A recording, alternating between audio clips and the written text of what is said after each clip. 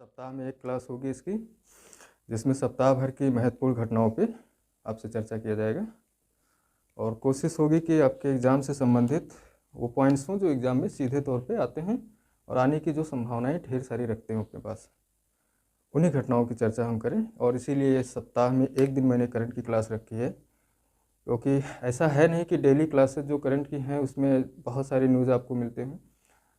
घटनाएं तो बहुत होती हैं रोज़ाना, लेकिन एग्ज़ाम से संबंधित घटनाएं जो आपके एग्ज़ाम से संबंध रखती हैं वो बहुत ज़्यादा नहीं होती हैं। दिन भर में 4-6 या मैक्सिमम 2 या 3 घटनाएं हो सकती हैं जो एग्ज़ाम के लिए आवश्यक हैं। तो डेली करंट में फिर मैं आपको बेकार की चीज़ों पे डिस्कस करूं, ऐसी इन्फॉर्मेशन पे भी जिसका एग्ज़ाम से कोई लेना देना नहीं है, बस सिर्फ करंट की क्लास पूरी करने के लिए मैं इन्फॉर्मेशन लूँ, या फिर करंट का नाम दे करके मैं आपसे जीएस डिस्कस करूँ, तो ये भी कोई मतलब नहीं है। मैंने क्लास लेने से पहले और भी क्लासेस देखी हैं जो आपको डेली करंट की क्लासेस होती हैं जो करंट कवर करते हैं। उसमें मैंने देखा है कि 45 मिनट के करंट की क्लास में तकरीबन 20 से 25 मिनट वो जीके डिस्कस कर लेते हैं। तो नाम करंट अफेयर्स की क्लास है और उसमें वो अपना जीके चला रहे हैं या जीएस की क्लास चला रहे हैं, तो इसका कोई मतलब नहीं है। अगर करंट की क्लास है तो उसमें करंट की ही क्लास होनी चाहिए, और इसीलिए मैंने साप्ताहिक रखा है इसे। सप्ताह में एक दिन ये क्लास आपको मंगलवार को मिल रही है यानी आज, लेकिन अगली क्लासेस जो भी होंगी मेरी वो सोमवार को आपको मिलेंगी, यानी संडे तक की सारी घटनाओं को मैं कवर करके फिर सोमवार को आपको वो क्लास देंगे। इसमें हम कोशिश करेंगे कि हर करंट के पॉइंट में जो उसी से रिलेट करता है और एग्ज़ाम में अब तक आया नहीं है या फिर कई बार आ चुका है क्वेश्चन, आने की संभावना भी है, तो वो आपसे यहीं पे हम चर्चा कर लेंगे। ठीक है, तो देखते हैं कि आज की पहली न्यूज़ में करंट अफेयर्स में पहले क्या है। तो खेल से है संबंधित 22वां फीफा जो पुरुष विश्व कप है उस पर हम बात करते हैं थोड़ा सा।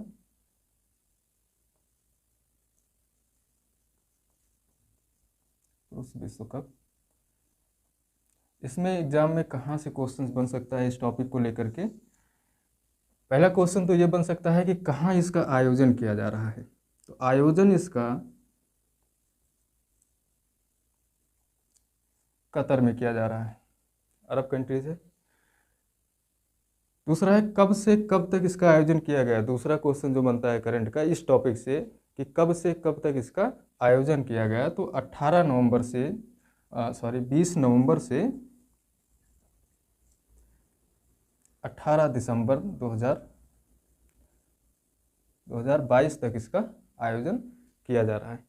एक क्वेश्चन कभी वनडे एग्जाम में भी पूछ लेता है कि कितनी टीमों ने भाग लिया था। तो 32 टीमें हैं जो इस विश्व कप में भाग ले रही हैं। 32 टीमें इसमें भाग ले रही हैं। एक अगला क्वेश्चन बनता है कि इसका आयोजन कौन करा रहा है।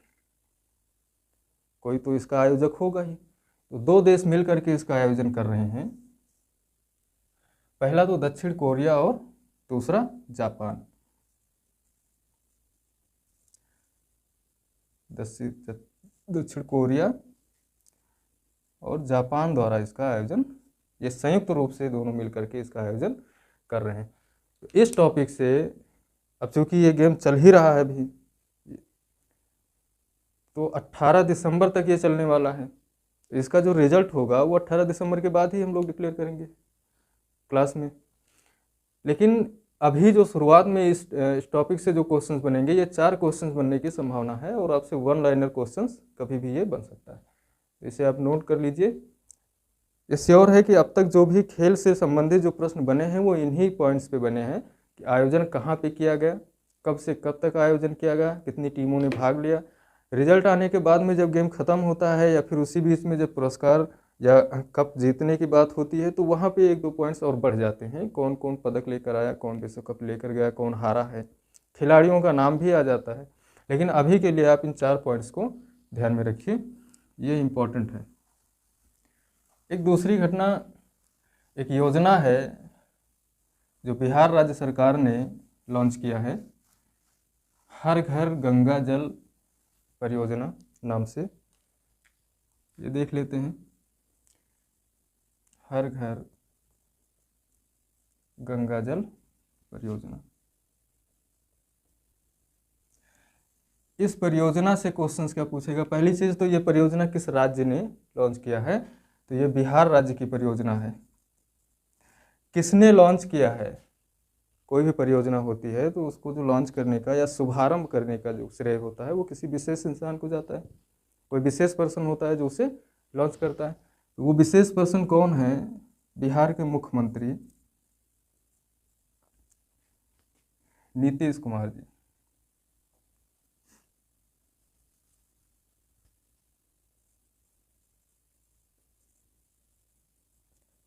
इन्होंने इसका शुभारंभ किया है। दरअसल ये परियोजना है क्या? इस योजना में ऐसी क्या खास बात है? इससे ही हर घर गंगा जल परियोजना का मतलब हो गया, यहाँ एक शब्द जोड़ दिया इसने, गंगा जल। हर घर जल परियोजना हो तो ये बात समझ में आ रही है कि अब हर घर तक जल पहुंचाने की परियोजना है, और हर घर तक जो जल पहुंचाया जाएगा वो नल के माध्यम से ही पहुंचेगा, पाइपों के माध्यम से। लेकिन यहाँ गंगा जल पहुंचाने की बात की जा रही है। इसका मतलब होगा कि जब मानसून के समय में बिहार में गंगा का जल बहुत उफान पर होता है और बहुत सारा पानी बिहार में होता है, उस समय उस पानी को स्टोर करके सूखे के समय उन क्षेत्रों में जहाँ पे सूखे की स्थिति बनती है बिहार में, वहाँ पे नल के माध्यम से इस जल को पहुँचाने के लिए इस कार्यक्रम को लॉन्च किया गया। बिहार में कहाँ से किया गया ये चीज़ आप ध्यान रखिएगा, राजगीर से इसका शुभारंभ किया गया है। ठीक है, तो ये इम्पोर्टेंट है। किस राज्य से संबंधित है, ये ज़्यादा संभावनाएं हैं कि प्रश्न बन जाए यहाँ से, ये परियोजना किस राज्य से संबंधित है। अब जब परियोजना की बात हो ही गई है तो और देख लेते हैं कि इससे संबंधित और भी परियोजनाएं, जैसे सिंगल यूज प्लास्टिक। एक ही परियोजना चल रही है,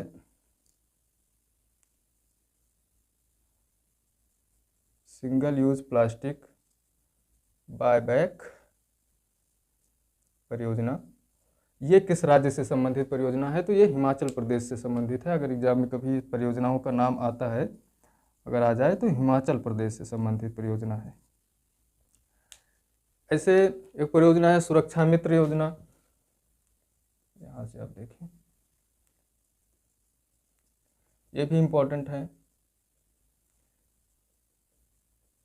सुरक्षा मित्र योजना ये केरल सरकार की योजना है। एक योजना है मुख्यमंत्री मातृ शक्ति योजना, मुख्यमंत्री मातृ शक्ति योजना, ये गुजरात सरकार की योजना है। एक है लाडली लक्ष्मी योजना। इन सारी योजनाओं के नाम में इनकी विशेषता और इनका उद्देश्य छुपा हुआ है। लाडली लक्ष्मी योजना 2.0, ये MP मध्य प्रदेश की योजना है। ऐसे एक योजना मातृभूमि योजना,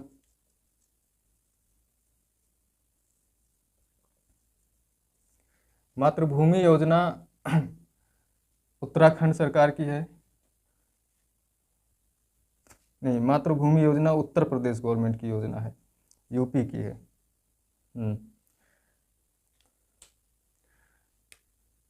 ऐसे उत्तराखंड सरकार की एक योजना हिम पुलिस योजना, हिम पुलिस योजना, ये उत्तराखंड सरकार की है।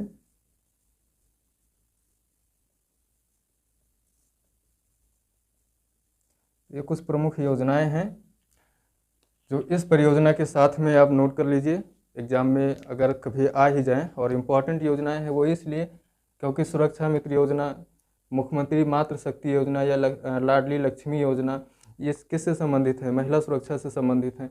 सिंगल यूज प्लास्टिक योजना एनवायरनमेंट से संबंधित है। मातृभूमि योजना, हिम पुलिस योजना कहीं ना कहीं सुरक्षा व्यवस्था और हमारी जो फोर्सेज हैं उनसे रिलेट करती है, ये संबंध रखती है। हिम क्षेत्र में उत्तराखंड के उन जो बहुत ही जटिल स्थान है जहाँ पे सामान्य व्यक्ति का पहुँचना और वहाँ पे रह के काम करना शायद बहुत मुश्किल होता है। वहाँ पे अगर पुलिस कार्य कर रही है या हमारी जो सेना बल है वो कार्य कर रहे हैं, उनके लिए कोई परियोजना चल रही है, कोई योजना, तो इम्पॉर्टेंट अपने आप में हो जाता है। इस उद्देश्य से भी कभी भी एग्जाम में पूछा जा सकता है आपसे, तो इनको नोट कर लीजिए।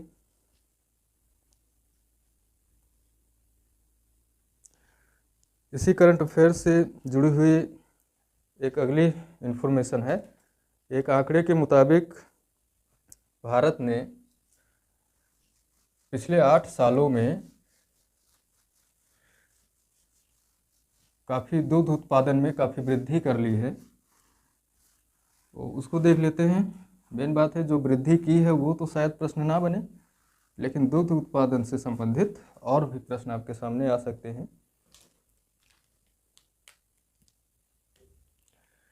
तो दुग्ध उत्पादन में देख लेते हैं भारत की स्थिति।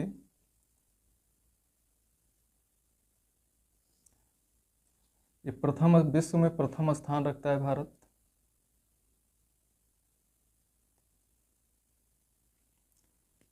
दुग्ध उत्पादन में भारत,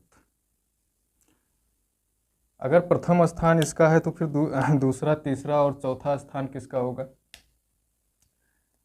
अमेरिका, चीन और पाकिस्तान, उसके बाद में ब्राज़ील आता है। ये दूसरे, तीसरे, चौथे और पांचवें स्थान पर आते हैं। अमेरिका, चीन, पाकिस्तान और ब्राज़ील। पूछ लेता है भारत में प्रति व्यक्ति दूध की उपलब्धता क्या है, तो 406 ग्राम। ध्यान रखिएगा, ये एग्जाम में आता है, सीधा सीधा पूछेगा। 406 ग्राम प्रति व्यक्ति उपलब्धता या दुग्ध उपलब्धता भारत में है।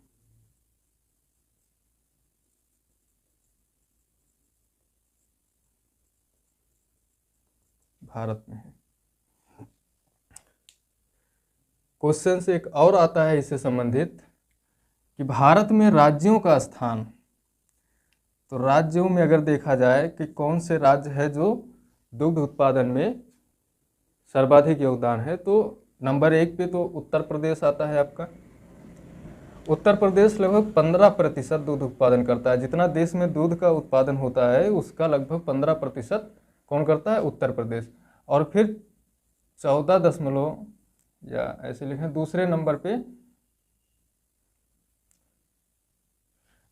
पे राजस्थान आता है।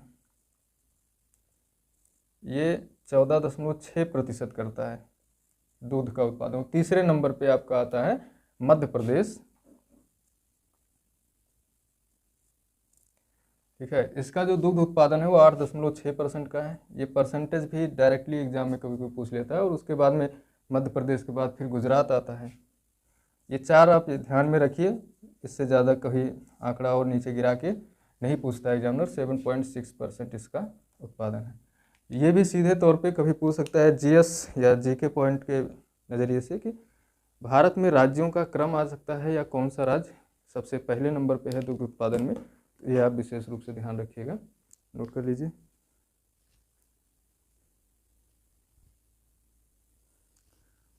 अब इसमें आगे जो अगली घटना है वो युद्धाभ्यास को लेकर के है। भारत और ओमान की जो रॉयल नौसेना है और भारत की जो नौसेना है उसके बीच में एक नौसेना अभ्यास हो रहा है। 20 नवंबर 2022 को शुरुआत हुआ है ओमान के तट पे। उसको देख लेते हैं। अभ्यास का नाम है नसीम अल वह 2022। ये नौसेना युद्ध अभ्यास है, नौसेना अभ्यास है। ये भी सीधे सीधे क्वेश्चन पूछता है आपसे कि ये अभ्यास जो है वो नाम ऐसा है कि इस नाम में आपको थोड़ा सा नज़र नहीं आता है कि क्या है। नौसैनिक अभ्यास है, स्थलीय सेना का है या फिर वायु सैनिक अभ्यास है। और नाम भी थोड़ा सा जटिल है, नसीम अलवा 2022 युद्ध अभ्यास है। कैसा युद्ध अभ्यास है? नौसेना अभ्यास है। कहाँ पे हो रहा है? ओमान के तट पे। ओमान तट पर कौन शामिल है, किसके बीच में हो रहा है? तो भारत की नौसेना शामिल है इसमें, भारतीय प्लस रॉयल ओमान सेना, ओमान की नौसेना। ये क्वेश्चन पूछता है किस किस के बीच में हुआ है युद्धाभ्यास। ठीक है, कब से प्रारंभ हुआ है? तो 20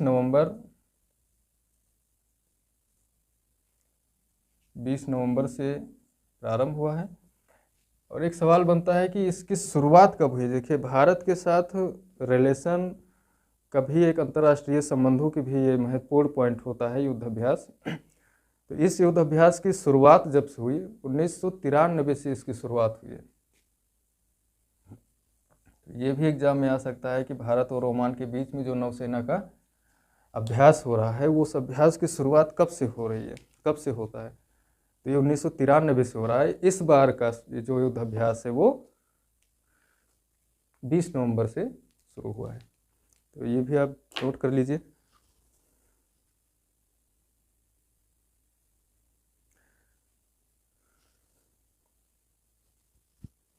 बात कर लेते हैं एक रिपोर्ट की। ये आप 20 नवंबर 2022 कर लीजिए, 2022।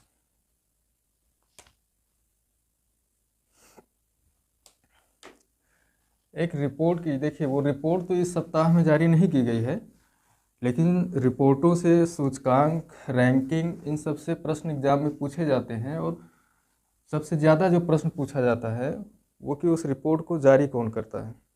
ठीक है, तो देख लेते हैं, रैंकिंग भी देखेंगे और उस रिपोर्ट को जारी कौन करता है, और भी महत्वपूर्ण बातें देख लेंगे।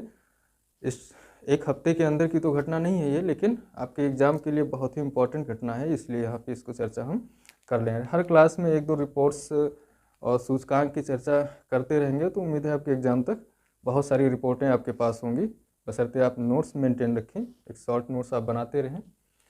रिपोर्ट वैश्विक लैंगिक अंतराल रिपोर्ट है।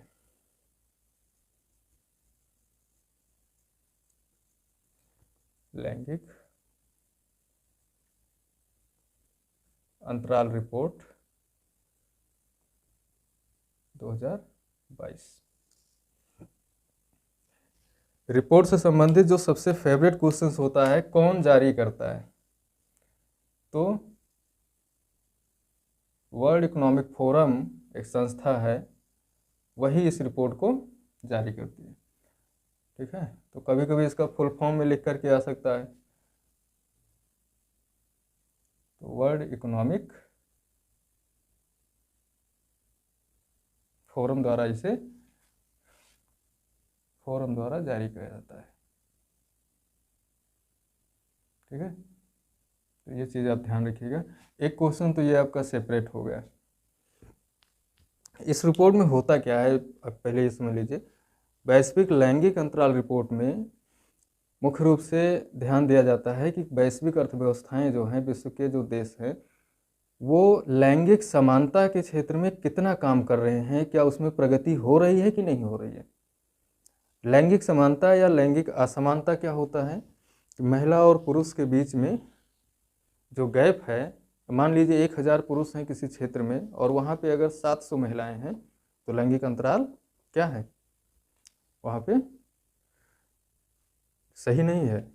लेकिन अगर 1000 पुरुष पे 1000 महिलाएं हैं, तो जो लैंगिक अंतराल है वो 0 हो जाएगा, यानी कोई अंतर नहीं है। तो यहाँ पे यही देखा जाता है, इस रिपोर्ट में यही बताया जाता है कि कोई देश अपने यहाँ लैंगिक समानता को, यानी भेदभाव नहीं कर रहा है। अब देखिए, अगर अब महिला और पुरुष की संख्या में कमी आ रही है, तो इसका मतलब कई बातें साफ हो रही हैं उसके सामने कि भाई, आप पहली चीज़ तो अगर पुरुष की संख्या अधिक आ रही है, तो इसका मतलब ये होगा कि आप पुरुष प्रधान समाज हो। आपके यहाँ महिलाओं के पे उतना ध्यान नहीं दिया जा रहा है, बच्चों पे, अब अगर लड़की हो रही है तो उसके स्वास्थ्य पे ध्यान नहीं दिया जा रहा है। अगर वो हो भी गई तो उसकी शिक्षा पर ध्यान नहीं दिया जा रहा है। चलो शिक्षा पा भी ली वो, तो कहीं व्यवसाय के, अगर कहीं व्यवसाय शुरू करना है तो वहाँ उनको पीछे ढकेल दिया जाता है। राजनीति में उनकी भागीदारी नहीं बढ़ पा रही है। तो इन सारे मुद्दों को देखा जाता है। ये सब उसके आयाम हैं ये तय करने के कि लैंगिक समानता, वहाँ पे लैंगिक अंतराल कितना है। ठीक है, तो जैसे शिक्षा, स्वास्थ्य है, राजनीति, सशक्तिकरण है, ये सब उसके क्या हैं, आयाम हैं। तो ये तो पता चल गया है कि ये कौन सी संस्था है, वर्ल्ड इकोनॉमिक फोरम है जो इस रिपोर्ट को जारी करती है। ये कौन सी रिपोर्ट है, एग्जाम में आ सकता है सीधे कि जो 2022 में रिपोर्ट जारी की गई वो उस रिपोर्ट की कौन सी श्रृंखला का कौन सा नंबर पे है, तो ये 16वीं रिपोर्ट है। वर्ल्ड इकोनॉमिक फोरम की ये 16वीं रिपोर्ट है। ठीक है, अब इसका उद्देश्य क्या है, एक लाइन में अगर मैंने अभी आपको बताया कि विश्व में लैंगिक समानता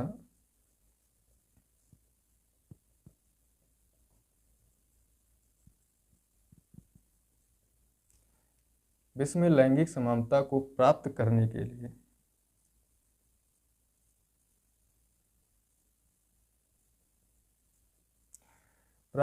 के लिए या इसकी दिशा में जो सरकारें हैं प्राप्त करने के लिए उठाए गए कदम, ठीक है, उठाए गए कदम या फिर प्राप्त करने की दिशा में जो प्रगति है, प्रगति का मापन करना। अगर जब कोई कदम उठाया जाएगा तो ही प्रगति होगी। तो इसका जो मुख्य उद्देश्य है वो यही उद्देश्य है कि भाई आप अपने यहाँ पे, कोई भी देश अपने यहाँ पे इस अंतराल को कम करने के लिए या लैंगिक समानता को बनाए रखने के लिए क्या कदम उठा रहा है, क्या योजनाएं चला रहे हैं, कोई परियोजना चल रही है या क्या सुविधाएं मिल रही हैं, या आप जागरूकता के लिए कोई कैंपेन चला रहे हैं या पुरस्कार जैसे प्रावधान कर रहे हैं, जिसकी वजह से क्या हो, ये लैंगिक समानता जो है या लैंगिक अंतराल जो है ये कम से कम रहे। तो इस पे अगला क्वेश्चन जो बनता है आपसे इसके आयाम को लेकर के कि इस रिपोर्ट को बनाने में किन चीज़ों का ध्यान रखा जाता है, किसके आधार पर यह तय किया जाता है कि आपके यहाँ स्थिति अच्छी है या खराब है। तो पहला तो आर्थिक भागीदारी,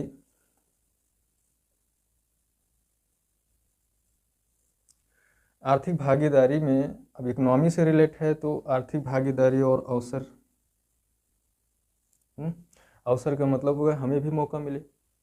अगर आप इकोनॉमिक पार्टिसिपेशन को बढ़ावा देंगे तो कहीं ना कहीं महिलाओं की सुरक्षा बढ़ेगी, पुरुषों के समान उनकी भी स्थिति हो सकेगी। तो लैंगिक समानता में पहला जो आयाम है, इस चीज़ को विशेष रूप से किसी अर्थव्यवस्था में देखा जाता है कि आर्थिक भागीदारी और अवसर की समानता है अथवा नहीं है। दूसरा देखा जाता है शिक्षा प्राप्ति, और जो इसका तीसरा आयाम है वह है स्वास्थ्य या उत्तरजीविता।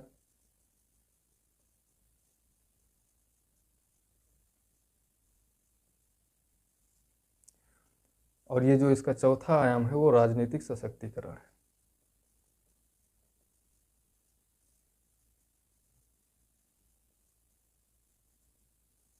ये इसके वो 4 आयाम हो गए। इसमें से आपको एग्जाम में किसी भी आयाम पे क्वेश्चन बन सकता है कि लैंगिक या वैश्विक लैंगिक अंतराल रिपोर्ट में कौन सा आयाम शामिल नहीं है।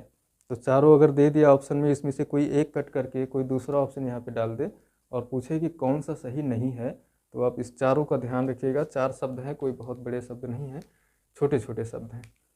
इतना आप नोट कर लीजिए, फिर आगे इस पर चर्चा करते हैं।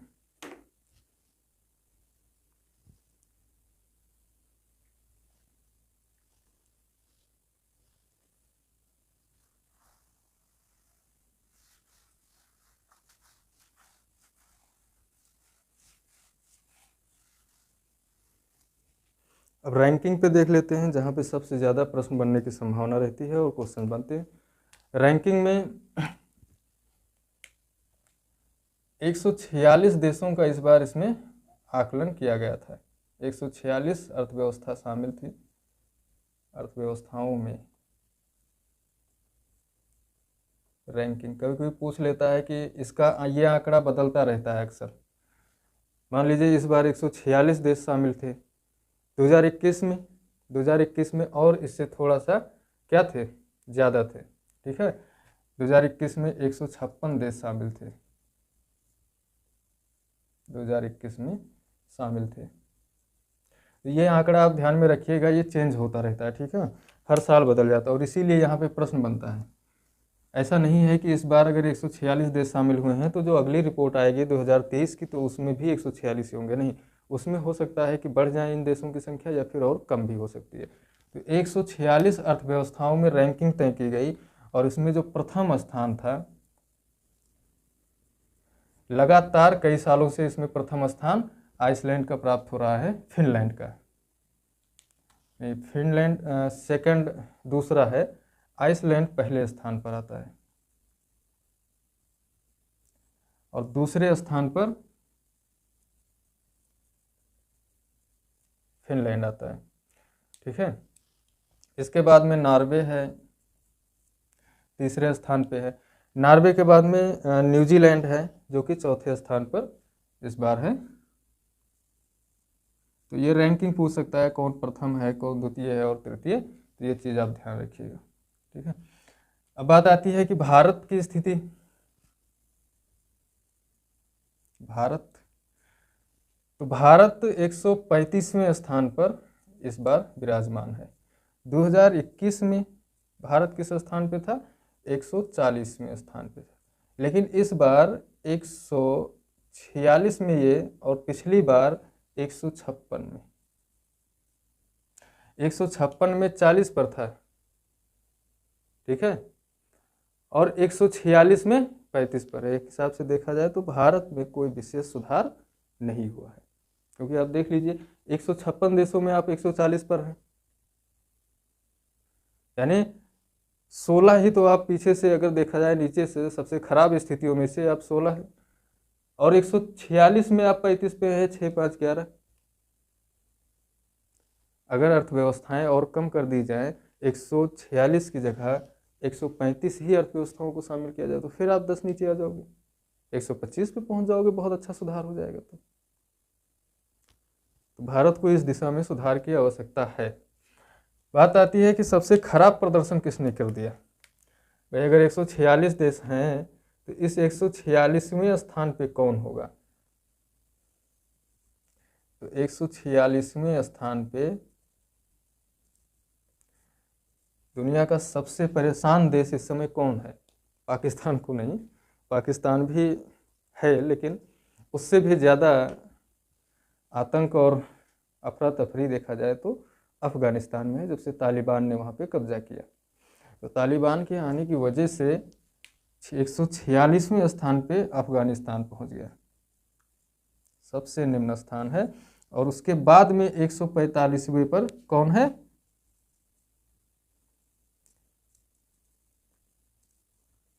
पड़ोसी हमारा पाकिस्तान। ठीक है, ये रिपोर्ट बताती है 145वें स्थान पर पाकिस्तान है। तो यहाँ से इतने आयाम हैं जहाँ से आपके प्रश्न बनते हैं। ठीक है, तो इन सब को आप नोट करके रखिए, इंपॉर्टेंट हैं और एग्जाम में इनसे सीधे सीधे प्रश्न बनते हैं। रिपोर्टें आपसे हम 1 या 2 रिपोर्टें हर क्लास में चर्चा करते रहेंगे, इससे आपके ऊपर लोड नहीं बनेगा और सारी रिपोर्टें आप तैयार भी कर लेंगे। देखिए जो संस्था है, इसमें कुछ बातें, जैसे मैंने आपको बताया कि संस्था कौन जारी करता है? वर्ल्ड इकोनॉमिक फोरम जारी करता है। तो ये वर्ल्ड इकोनॉमिक फोरम हमेशा जारी करेगा। आप आज एक बार याद कर लीजिए, फिर आपको नहीं पढ़ना है कि कौन जारी करता है, फिर आपको यही देखना हो। आयाम भी वही रहेंगे, उद्देश्य भी वही रहेगा, बदलेगा क्या? ये आंकड़े बदलेंगे बस। तो अगर एक बार आपने तैयार कर लिया उस चीज़ को, तो फिर दोबारा आपको पढ़ना नहीं है। ठीक है, इसे आप नोट कर लीजिए, फिर आगे चर्चा करते हैं।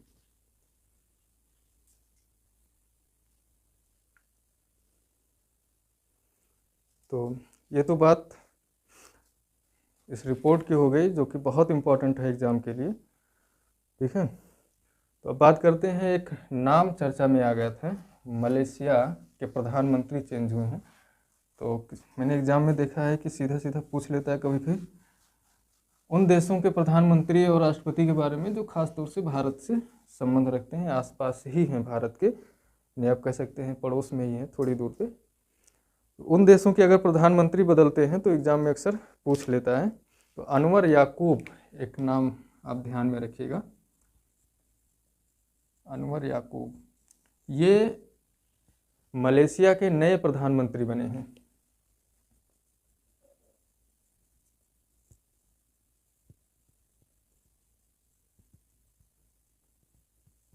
मलेशिया के नए प्रधानमंत्री हैं। तो फिर पुराने प्रधानमंत्री कौन थे? तो इस्माइल साबरी याकूब नाम था उनका, इस्माइल साबरी याकूब। पूछ सकता है पहले के प्रधानमंत्री। पहले के प्रधानमंत्री का मतलब होगा जस्ट इनके बाद, ठीक है। यानी इनसे पहले अनवर याकूब तो प्रेजेंट के हो गए, इनसे पहले इस्माइल साबरी याकूब थे जो कि इनसे जस्ट पहले थे, इन्हीं के पद को सौंपा गया है। अच्छा, यहाँ पे सुल्तान की परंपरा है, तो अब्दुल्ला अहमद शाह जो हैं वो सुल्तान हैं यहाँ के, अब्दुल्ला अहमद शाह, ठीक है। ये आप ध्यान में रखिएगा, इन्होंने ही, ये सुल्तान है कहाँ के, सुल्तान मलेशिया के, इन्होंने ही इनको घोषित किया है। यानी प्रधानमंत्री वहाँ के जो सुल्तान होते हैं वही नियुक्त करते हैं या घोषित करते हैं, ठीक है। तो ये आप ध्यान रखिएगा। एक नाम और है मानिका वत्रा, ध्यान में रखिएगा ये नाम भी, मानिका वत्रा। ये नाम क्यों चर्चा में है, एशियाई कप टेबल टूर्नामेंट के संदर्भ में।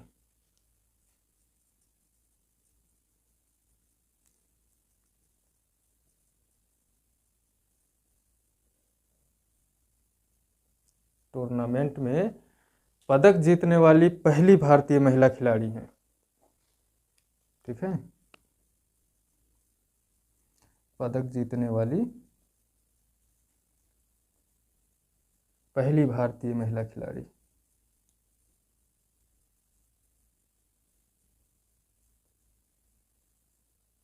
हुआ क्या कि अभी 19 नवंबर 2022 को एक जापान की खिलाड़ी है हिना हयाता, इन्होंने, मनिका वत्रा ने हिना हयाता को हराया। कहाँ पे, थाईलैंड के बैंकॉक में महिला एकल कांस्य पदक मैच एक था, उस मैच में इनको हरा करके ये पदक इन्होंने जीता, इसलिए ये चर्चा में है, ठीक है। ये सारे पॉइंट्स आप लिख लिया करिए वीडियो पॉज करके, क्योंकि जब मैं क्लास ऑनलाइन ले रहा हूँ तो फिर यहाँ पे मेरे वेट करने का कोई मतलब नहीं है, ठीक है। एक उत्सव है, एग्जाम में आ जाता है किस राज्य से संबंधित है, ठीक है। तो संगाई उत्सव, संघाई मत लिख दीजिएगा, संगाई है, संगाई उत्सव। संगाई उत्सव किस राज्य से संबंधित है, तो मणिपुर। एग्जाम में सीधा क्वेश्चन पूछेगा, मणिपुर से संबंधित है। ये क्या है, दरअसल ये पर्यटन उत्सव है, ठीक है। मणिपुर का सबसे बड़ा पर्यटन उत्सव, मणिपुर का सबसे बड़ा पर्यटन उत्सव है। ये उत्सव जो मनाया जा रहा है अभी, ये 21 से 30 नवंबर के बीच में, यानी 21 से 30 नवंबर तक इसका आयोजन है। ये डेट पूछ सकता है एग्जाम में आपसे।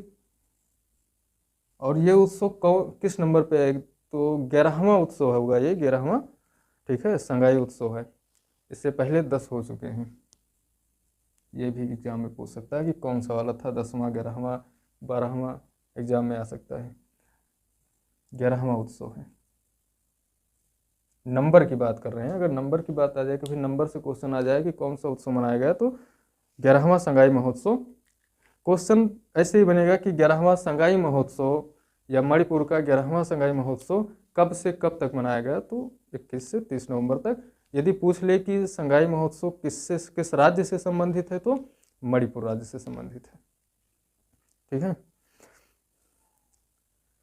ये भी आप नोट करके रखिएगा।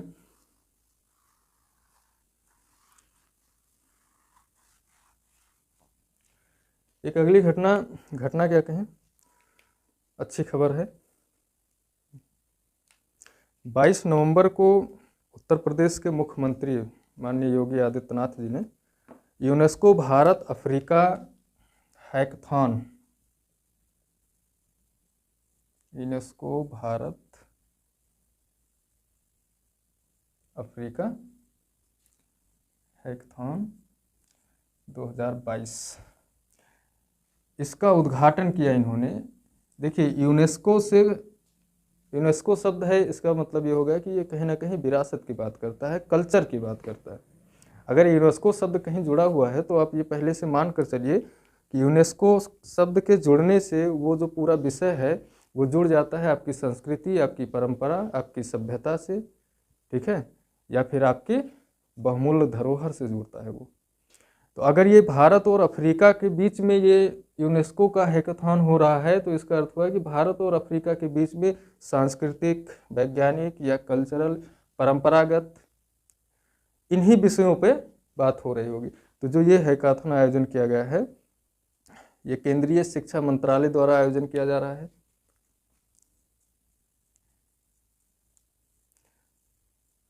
केंद्रीय शिक्षा मंत्रालय द्वारा आयोजन। दरअसल इसमें हो क्या रहा है, अगर ये हैकाथॉन है तो 22 अफ्रीकी देश, यानी अफ्रीका महाद्वीप से तो हमारा पुराना रिश्ता है, कह सकते हैं आपकी भारत की उत्पत्ति से रिश्ता है। आप अगर पर्सनल रिलेशन में लो तो ब्लड रिलेशन है हमारा उसके साथ, पृथ्वी पर। क्यों? क्योंकि अफ्रीका से ही भारत का जो ओरिजिन है, भारत की उत्पत्ति अफ्रीका से ही हुआ है। तो एक तरह से देखा जाए तो भारत अफ्रीका का अभिन्न हिस्सा था जो कि भिन्न हो गया बाद में। तो उसके साथ हमारा जो जुड़ाव है वो मिट्टी से मिट्टी का जुड़ाव है, ठीक है। तो केंद्रीय शिक्षा मंत्रालय द्वारा आयोजन किया जा रहा है इसका। इसमें 22 अफ्रीकी देशों के छात्र भाग ले रहे हैं। 22 अफ्रीकी देशों के छात्र भाग ले रहे हैं, ठीक है। यह आप विशेष ध्यान रखिएगा। इसका आयोजन हो कहाँ रहा है, स्थान पूछ सकता है आपसे। तो ग्रेटर नोएडा में एक केंद्रीय विश्वविद्यालय है, गौतम बुद्ध विश्वविद्यालय, ग्रेटर नोएडा में, वहीं इसका आयोजन हो रहा है।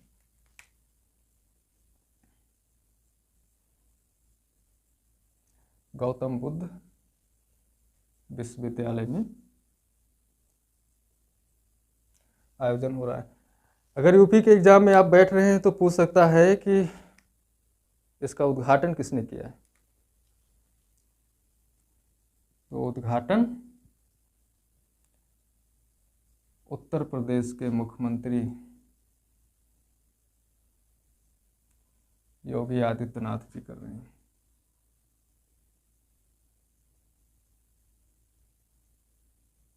ठीक है। योगी आदित्यनाथ द्वारा इसका आयोजन किया गया है। कब किया गया है, यहीं पे आप ब्रैकेट में लिख लीजिए, 22 नवंबर को। ये तारीख इंपॉर्टेंट रखिए, इसे आप नोट कर लीजिए। एक दो घटनाएं और हैं, उस पर भी चर्चा करते हैं।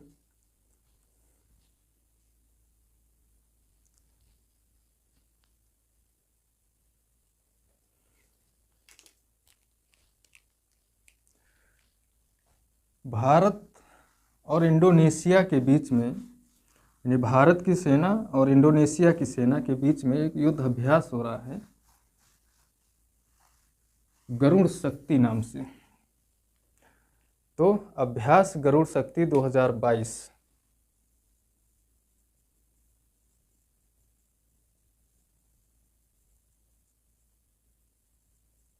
अभ्यास गरुड़ शक्ति 2022।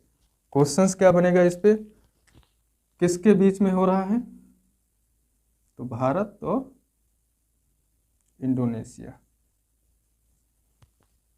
ठीक है। कहाँ पे हुआ है, इंडोनेशिया के जो विशेष बल हैं और जो भारत के विशेष बल हैं, स्पेशल फोर्सेज, इनके मध्य में ये अभ्यास हो रहा है। तो कहाँ पे हो रहा है ये अभ्यास, इंडोनेशिया का ही एक क्षेत्र है करावांग,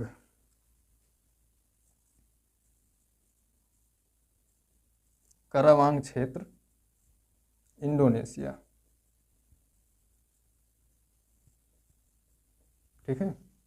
दरअसल वहाँ पे एक प्रशिक्षण केंद्र है, सांगा बुआना प्रशिक्षण क्षेत्र है, वहीं पे इसका आयोजन किया रहा है। वो इस क्षेत्र में है, करावांग क्षेत्र में इंडोनेशिया के है, तो वहाँ पे इसका आयोजन किया जा रहा है। एक अगली बात, अगली घटना जो है मुख्यमंत्री शिक्षा पुरस्कार योजना। ये योजना इंपॉर्टेंट है, आप लोगों से ही संबंधित है। मुख्यमंत्री शिक्षा पुरस्कार योजना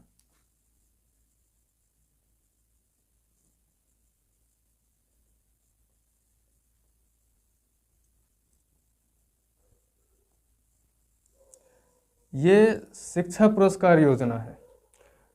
ये योजना किस राज्य से संबंधित है, प्रश्न ये बनता है। उड़ीसा राज्य सरकार ने इस योजना को लॉन्च किया है। उड़ीसा राज्य। तो पहला क्वेश्चन तो आपका यही होगा कि किस राज्य से संबंधित है ये योजना, उड़ीसा राज्य से। इसमें प्रावधान क्या किया गया है, इसका उद्देश्य क्या है, इस योजना को क्यों लाया गया। इसमें लाया गया कि जो राजकीय विश्वविद्यालय हैं उसमें प्रतिस्पर्धा को बढ़ाने के लिए। तो यही आप लिख लीजिए, उद्देश्य राजकीय विश्वविद्यालयों में प्रतिस्पर्धा को बढ़ाने के लिए।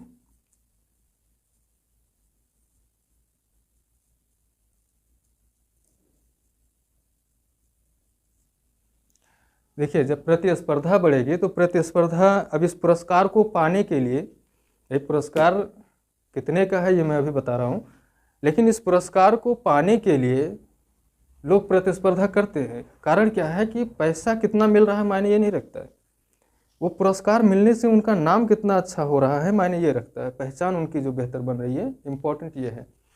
इस पुरस्कार को पाने के लिए विश्वविद्यालय अपनी व्यवस्था सुधारेंगे, अपनी क्वालिटी को इम्प्रूव करेंगे, क्योंकि जो क्वालिटी बेहतर होगा पुरस्कार उसी को मिलेगा, जहाँ से अच्छा एजुकेशन होगा, जहाँ पे तो और भी फैसिलिटी जो है वो बेहतर करेंगे। तो इस कार्यक्रम को उसी के लिए लाया गया है। दरअसल देखा जाए तो ये एक छात्रवृत्ति कार्यक्रम के तहत है ये योजना। जो प्रतिस्पर्धा है वो विश्वविद्यालय भी करेंगे और स्टूडेंट भी करेंगे। भले ये छात्रवृत्ति स्टूडेंट को ही मिलेगी, लेकिन अब जब रिपोर्ट आई अगर कोई कि इस योजना के तहत या पुरस्कार योजना के तहत इस विश्वविद्यालय के विद्यार्थियों ने, तो फिर उस विश्वविद्यालय का नाम बढ़ रहा है। अब वो अपने बच्चों को कंपटीशन में बेहतर साबित करने के लिए कि वो अच्छा परफॉर्मेंस करें, इसके लिए अपने को अंदर क्वालिटी इंप्रूव करेंगे विश्वविद्यालय, तो उनके बीच में भी प्रतिस्पर्धा होगी। इसी चीज़ को बढ़ावा देने के लिए उड़ीसा राज्य ने इस पुरस्कार योजना को लॉन्च किया। इसमें प्रावधान क्या है? प्रावधान है कि प्रतिवर्ष 100 करोड़ के पुरस्कार दिए जाएंगे। ये पूछ सकता है आपसे एग्जाम में, प्रतिवर्ष 100 करोड़ के पुरस्कार दिए जाएंगे।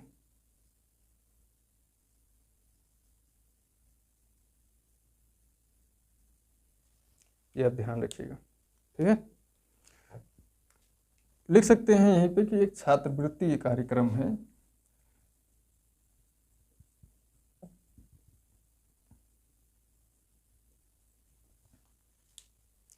इसे भी नोट कर लीजिए। नोट करने का काम आप वीडियो को पॉज कर दिए, मैं साइड में जैसे हटा करूं, वीडियो को पॉज करके आप तुरंत कॉपी कर लिया करिए, ठीक है।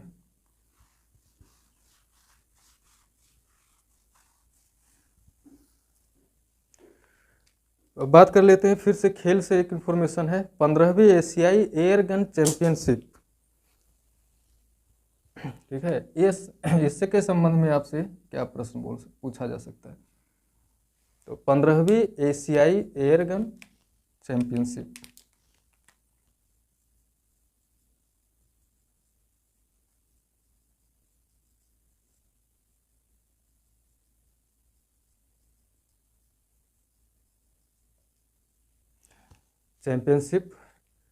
इसमें भारत ने 38 पदक जीत के लाए, ठीक है। भारत द्वारा 38 पदक जीते गए।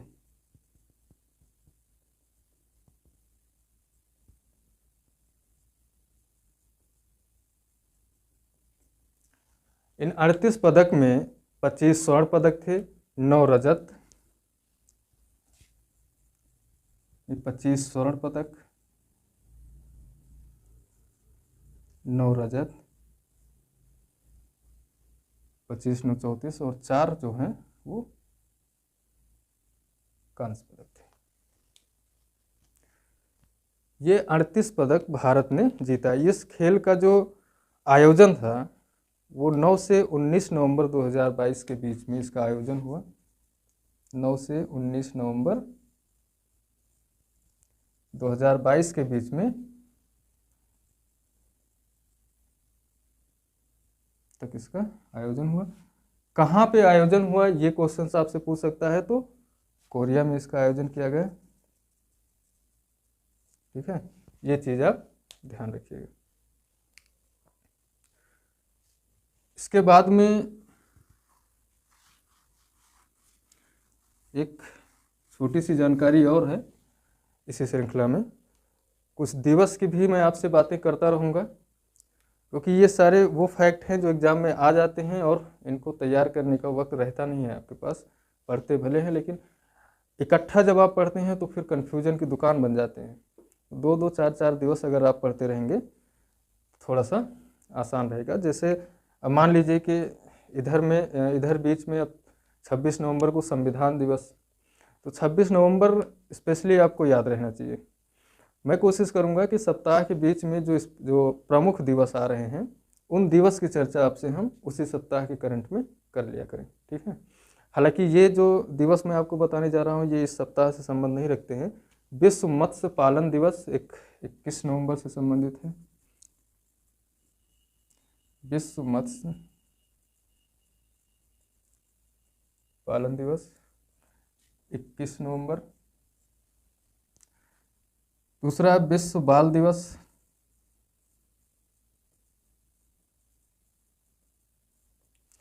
और एक है राष्ट्रीय बाल दिवस। तो विश्व बाल दिवस 20 नवंबर को मनाया जाता है और आपके यहाँ राष्ट्रीय बाल दिवस